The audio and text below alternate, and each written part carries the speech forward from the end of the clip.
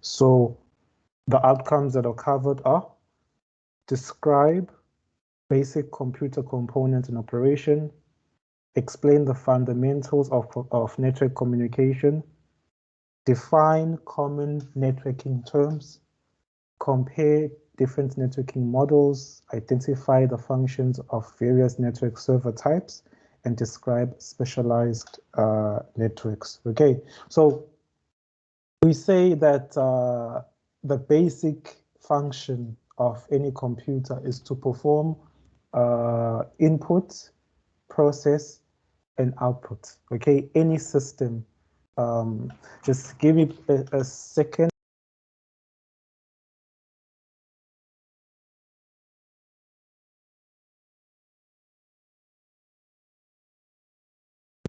Okay, sorry about that. So we say that the basic functions of any computer, any system, by the way, is to perform input tasks, processing, and output. Now, in terms of the computer, a user running a word processing program types the letter A on the keyboard, which results in sending a code representing the letter A to the computer. So that's an example of an input. So what actually happens on the computer in the background, what you do not see is the actual processing. So you initiate the input, the processing happens behind the scenes, and so much happens behind the scenes that you do not see. And then we just get the output, and it happens so quick, it's like magic. So in terms of processing, the CPU determines what letter was typed by looking up the keyboard code in the table. Output, the CPU sends instructions to the graphics card to display letter A, which is then sent to the computer monitor. Okay, so let's break down this concept. When you're talking about inputs, there are certain devices, common ones being the keyboard. Okay, when you're talking about outputs, there are a lot of these devices, common one being a computer screen, okay, or what you call a monitor. So if we look at specifically the task of processing, okay, we say these are the basic elements that make up a computer. A computer must have a CPU chip. It must have a system bus. It must have main memory, and it must have input-output modules, okay? So when you are working on a computer and you're typing or you're moving your mouse, there are certain input-output modules that are listening out for the input-output request that you are initiating. And they need to consult with the main memory to make this happen, okay? So what we say is when you actually initiate an input, you are causing an interrupt on the CPU side, okay? Because the CPU is a device that is constantly performing calculations. It's constantly working. It never stops. So here you are moving your mouse. So now the computer must respond to you with immediate effect. It cannot delay that. So when you move the mouse, the cursor must move. So hence it causes an interrupt, and it interrupts the CPU. It says, hey, I need to consult with the main memory, for example, if it's specific data that it's looking for. Okay, so then that's the significance of the input-output modules. They're listening out for requests. The CPU actually does the calculation. It's like the brain of the computer. The system bus is like the pathway at which the data travels. And then we have the main memory, okay, where things are stored temporary. And we're going to talk about it later on in the presentation. So if we drill down on the CPU chip itself, this is just a logical representation of a CPU. It doesn't actually look like this in the real world. It's just a diagram version of it. So we can see that we have inputs that's coming in through input devices. Okay, it's data that's coming in. And then there's the CPU with its components. And we say that the CPU is made up of the following building blocks. We have the control unit, we have the memory unit, and then we have the ALU. Okay, the control unit basically controls all the units of where it determines which kind of we have what we call registers within the CPU, and it's a form of local storage. There's multiple registers where data is stored locally. So the data comes from the main memory, and it's stored within the CPU locally while the CPU is going to waiting to execute it. So we say then the control unit is the one in charge of making sure that the data, when it comes into the CPU, it's located into the correct place. And then we have the memory unit, which stores temporary tasks, okay? And then we have the ALU, which is the one that actually does the calculations, the mathematical comparisons, and so forth, okay? So what is a processor? A processor controls the operation of a computer, performs data processing functions, referred to as the central processing unit, okay? So this is the other, just examples of other input components or devices apart from those, apart from the keyboard and the mouse, which are the popular ones. There's a wide variety. We have microphones, we have scanners, we have light pens, we have the touchpad on a laptop, a trackball, a digital camera, and so forth. And then if you're looking at some examples of these output devices, we have a monitor, we have a printer, microfilms, plotter, a projector, speakers, the wide variety of them. So we have main memory, okay? So the main memory function of the main memory, let's say the main function of the main memory is to store data and programs. So when you are running a program, it's stored on this particular chip. You can see on the right-hand side of the screen, that's how it looks like. It's inside the computer, and it's a form of temporary storage, okay? Which means when the computer is actually switched off, it loses its content. Hence, we refer to it as volatile memory. Now, in terms of computer concept, memory and storage are two separate things. We say memory is temporary, storage is permanent, okay? So when the computer is interrupted or turned off, the data stored is lost immediately. It is a type of memory that requires power for it to retain its content or store information. Main memory can also be called primary memory or real memory. The reason why it's given all of these terms as if it was the most important thing there, and actually because it is the most important thing there.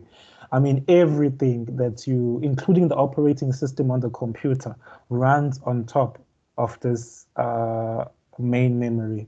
Okay, so it is a very important component of the computer. Otherwise, it's not able to remember anything that it's doing while it's on, the power is on. In actual fact, if you don't have main memory or RAM, the computer won't even switch on because the operating system is placed onto, although it's stored on the hard drive, but it's placed onto the RAM when the computer boots up. So then we say secondary memory is also referred to auxiliary memory, external, non-volatile, used to store program and data files. So if main memory is temporary, and RAM is an example of main memory, then secondary memory, you say it's all permanent storage, okay? Flash drives, hard drives, external hard drives, CD-ROM, DVD-ROMs, ROM is also an example of it. So why is RAM called main memory and primary memory, and then these ones are referred to as secondary? The reason for that is because when a computer does not have enough RAM available, it can loan, okay? It can loan memory allocations from secondary memory devices such as the hard drive. So that's why we call it auxiliary memory, because it is more of borrowed, it's mounted, and the computer needs a plan B. Instead of crashing when it doesn't have enough memory, it will just go and borrow. But that whole process of it going to borrow memory from the hard drive takes a while, and therefore you experience some delays, lags, all of those issues in between, okay? So if we look at the computer hard drive, which is secondary storage. There are two forms of hard drives. Okay, we have the regular hard drive that we know, and then we have what we call an SSD, or solid state drive. Okay, now the difference between these two is that the SSD is faster, it's more efficient, and it's less noisy. Okay, why is that so? Looking just in front of you, the comparison between the mechanisms inside. So inside these hard drives, just look and compare the mechanism. The one on the left, the regular HDD, it's bigger. It has a mechanism inside called a platter with a actuator arm, and this thing is always spinning. Okay, the platter is spinning when the computer is on, and the actuator arm is moving between tracks. You don't really see them with the naked eye, but there are tracks on that platter, and the actuator arm is constantly moving between the tracks to locate particular data. So that's why you hear it's going to spin this platter and it's going to make a lot of noise. But also, what happens then if you drop the regular hard drive? Okay, there's greater possibility that it will be damaged because of the whole platter and spinning actuator arm concept. You drop it and then the platter gets scratched. Now you have a damaged hard drive, okay, with lost or damaged sectors. In comparison to that, if you look at the SSD, it's relatively smaller, and also that it doesn't have that spinning mechanism inside. Instead, it uses what we call semiconductor chips, okay, or NAND chips. And these chips, the black ones, you find them in most modern technologies, and that's why technology has become smaller, because this is a very efficient way of storing data. You actually find this semiconductor chip on your flash drive. So your flash drive is small, it doesn't have any spinning things inside, so it makes use of flash type of memory. And also what you find is that it's going to be relatively faster, the SSD. And if you drop it, okay, it depends how you dropped it. We can all agree if you drop it hard enough, then it will break. But the amount of resistance to shock compared to the regular hard drive is going to be greater. So hard drives are very common computer components, and they are the ones that actually do both input and output. One of the few components actually do both inputs and output, and they contribute to sending most of the input-output request between the CPU and the RAM. Okay, so input-output modules moves data between the computer and the external environment, such as the hard disks, communication equipment, and terminals. Okay, so you can see that the hard disk or storage device is at the top there. It contributes to most of the input-output requests sent on a computer. So if we were to logically represent the architecture of a computer, it would look something similar to this: the CPU, the memory, the input-output modules, and the different buses. Okay, we have the address bus, we have the data bus, and we have the control bus. Okay, so one thing to take out of this diagram is that the CPU is an external independent component. The memory is an external, which is RAM. All of them are outside of the CPU. Okay, certain systems like embedded systems, if you're talking about microwaves and washing machines, they would have a similar setup, but everything will be embedded into one chip. But here in a desktop computer, a normal networking computer, you'll find that these concepts are separated, and it makes it easier for you as well if you want to expand on your RAM or change the CPU and so forth. And they're all communicating with each other through the bus. Look, you can see in the next slide, we have the motherboard, and you find this mounted inside the PC, and it houses all the main components of the computer. It includes various slots and ports which allow it to, yes, which allows you to plug in all of these components. So the CPU, okay, will plug into here.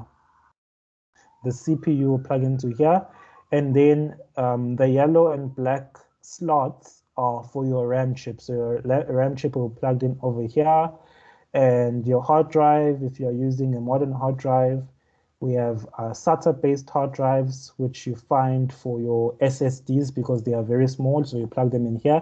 And then we have the IDE, or more olden kind of hard drives, which require a long ribbon belt, so we plug into here. And then we have some PCI Express slots, whatever you want to add, a graphics card or a sound card or whatever. And common, these you normally see at the back of your computer where you connect your USB devices, your speakers, your monitor, and so forth. So the motherboard is very important because it houses all of these components. Also, you can see there's a lot of lines. There's a lot of lines on the motherboard itself that can be interpreted as the bus, because the RAM, look where the RAM is, look where the CPU is, but these components need each other to function. So hence, the bus is where they send each other through the bus on the motherboard. They send each other messages. So we also have the BIOS, okay, or CMOS fundamentals. So the BIOS, basic input-output system, okay. CMOS is just a battery that is there on the computer. It's like a round battery that normally looks like the ones in our watches. And with the CMOS, it's to give or make sure that the BIOS constantly has power. Okay, even when the computer is switched off, that's how the computer is able to remember the time of the day. Although it was off, but it remembers in terms of the calendar and the time, okay? Because of the CMOS battery that is powering the BIOS. Now the BIOS is like a basic input-output system on the computer itself, and it's embedded, it's flashed onto a RAM on the motherboard. And when the computer runs, okay, when you switch on the computer, the main purpose of the BIOS is to check whether all of the hardware inside, number one, is there, number two, if it's working accordingly. So when you switch on the computer, it's going to perform what we call a post power on self-test. If it finds a faulty RAM or incompatible RAM or incompatible CPU or faulty CPU, it's going to throw an error, okay? And this is how a typical BIOS utility looks like on a computer. All computers have BIOS, and they allow the end user to be able to access this BIOS. Usually, on most computers, you press F2. So you switch on the computer, and as it's switching on, while it's still showing the black screen, you just press, it must be very fast, press F2, then it's going to take you to the BIOS. Sometimes you may need to put in a password to access the BIOS. Sometimes you don't. It's up to you as a user what security measures you put in place. But you can change a lot of things pertaining to the computer, even the boot order, if you have multiple hard drives, to set the default boot hard disks and so forth. Okay, so typical boot process of a computer: power is applied to the motherboard, the CPU starts, the CPU carries out the BIOS startup routines, including the power on self-tests. Boot devices as specified in the BIOS configuration are searched for an IS. So in the event that you have multiple hard drives, it will search for the one with the operating system on it. The OS is loaded into the RAM, and then the OS services are started. So again, you see memory management. So the computer or the operating system needs to be able to initiate memory management concepts, because memory is shared on a computer between multiple programs and multiple tasks.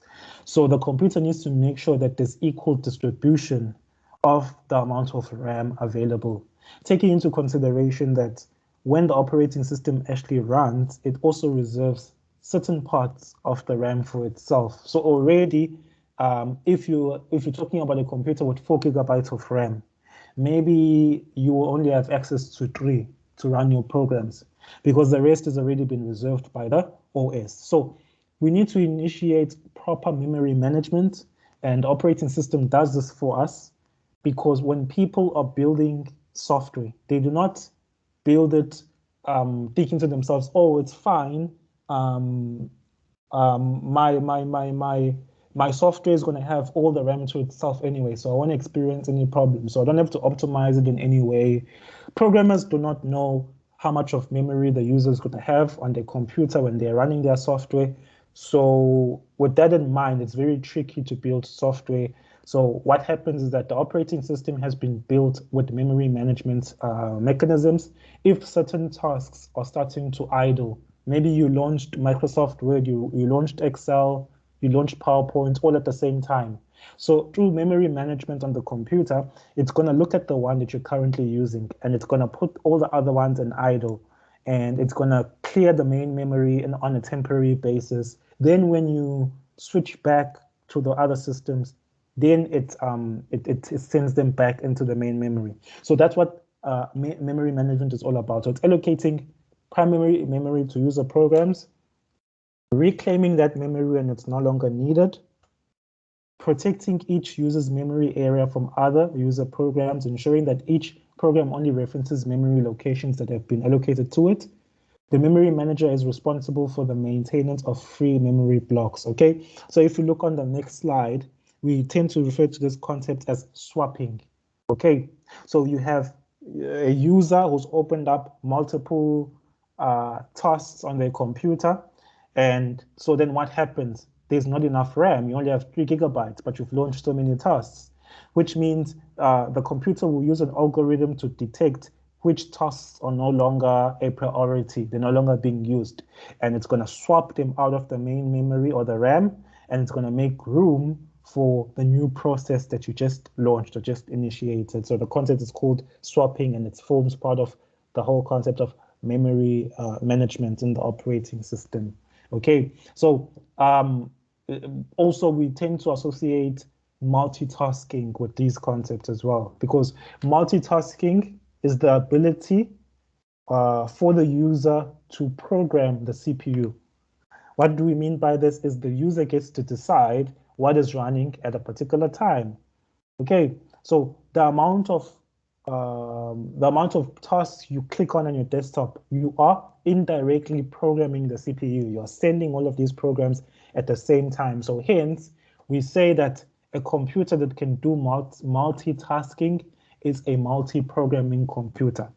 But a computer that only executes tasks in series one at a time, we call that computer a uni-programming computer, okay? So you can see that program A in the diagram on the right-hand side, program A, program B, program C. All of them would be located in the main memory on the RAM, because they are running in the background. But right now the user is only using PowerPoint, for example. I'll use myself as an example. So I'm on PowerPoint, which means PowerPoint is program A and it's running, right? So what do the other programs in the background do? They will wait. Okay, program B and program C will wait.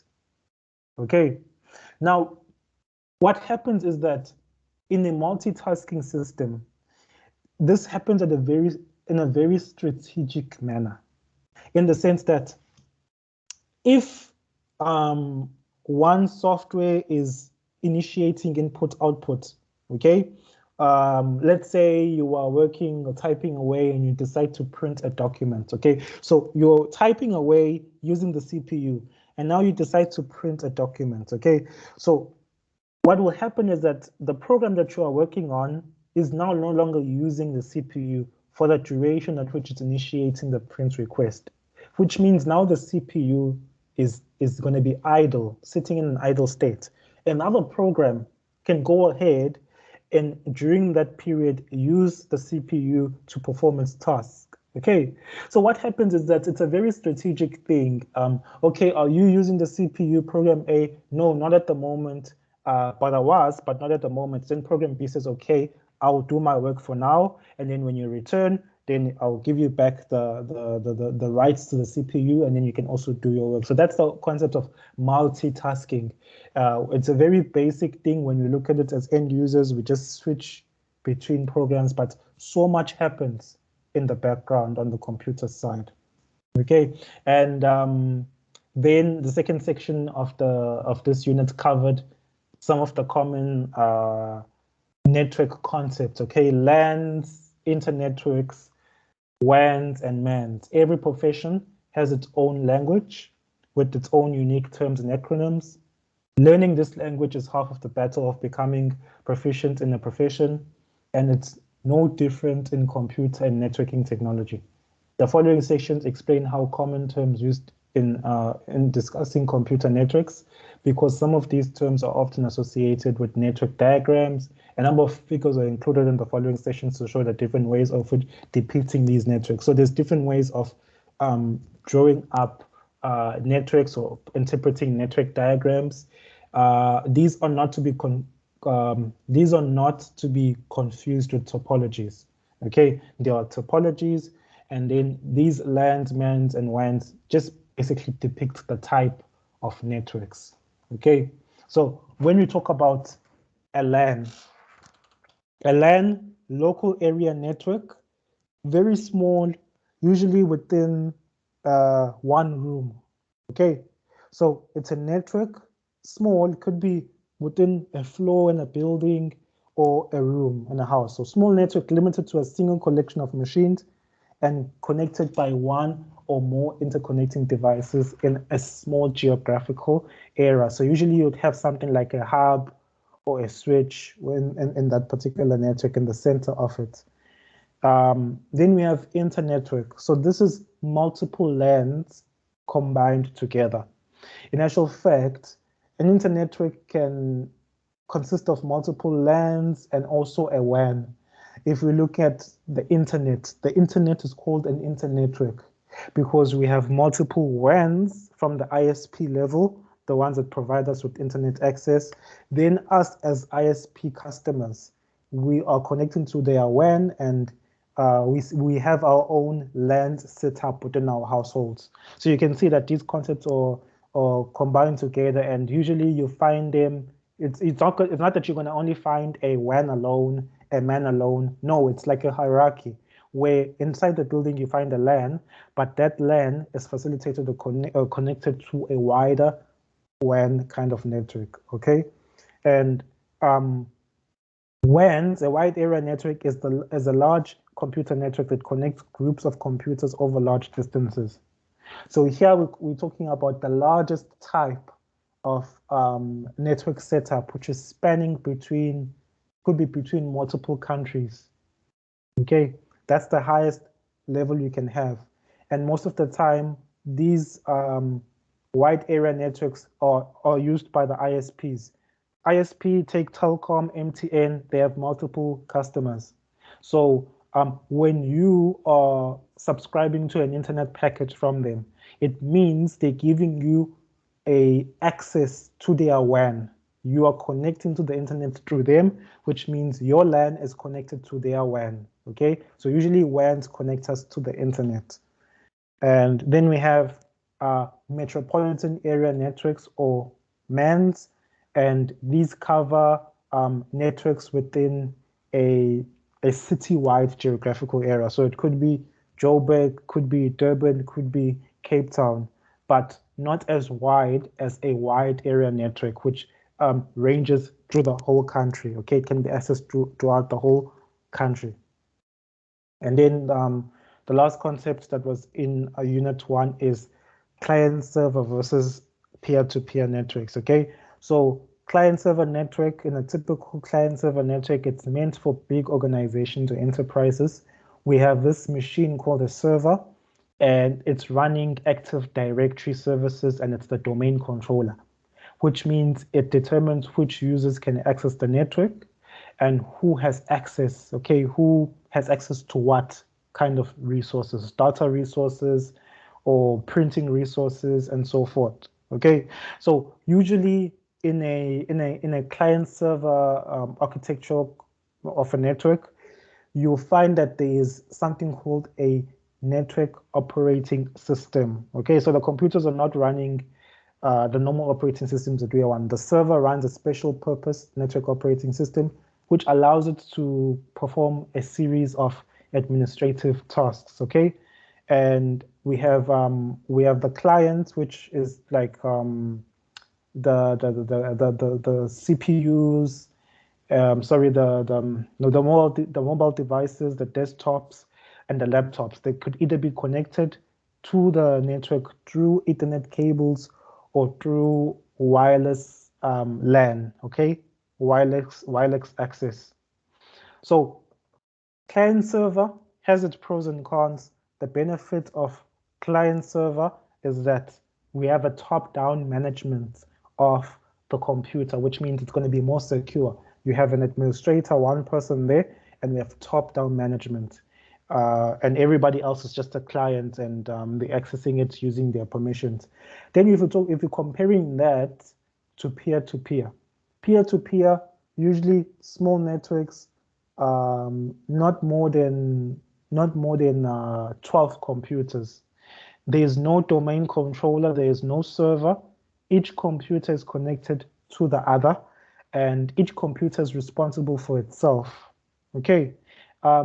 If you're looking at the peer-to-peer, it is very vulnerable to attacks, because if anyone who's participating in the peer-to-peer network does not ensure proper management of security and so forth, then it compromises the entire network. So hence, and also it's very hard to troubleshoot or find where the problem is. But the good thing about it is if one computer goes down, then it doesn't affect the entire network. The others can still communicate to each other. With the server, if the server goes down and this kind of architecture, then the entire network is affected unless you use dedication. You have dedicated multiple servers, which if the primary one goes down, then the other server kicks in. Okay, so that's what you guys covered in the first study unit. More on covering the overview of the actual computer itself, a modern computer, and also some basics of or introduction into common network models and network concepts. Okay, so are there any questions on your side regarding the study unit? No, sir.